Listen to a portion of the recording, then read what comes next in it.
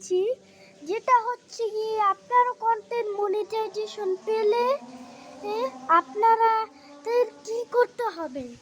সবচেয়ে প্রথমে আপনারা কন্টেন্ট মনিটাইজেশন পেলে আপনাকে যারা যারা কপিরাইট মেরেছে তাদেরকে সুন্দর করে কমেন্ট দিয়ে দেবেন। আর যদি এরকম করে সবুজ থাকতে হয় 30টি, তাহলে এরকম করতে হবে। আপনি একটা পেজ গ্রো করার জন্য আপনার সামনে যত ভিডিও আসবে সব আপনি কমেন্ট করবেন, লাইক করবেন।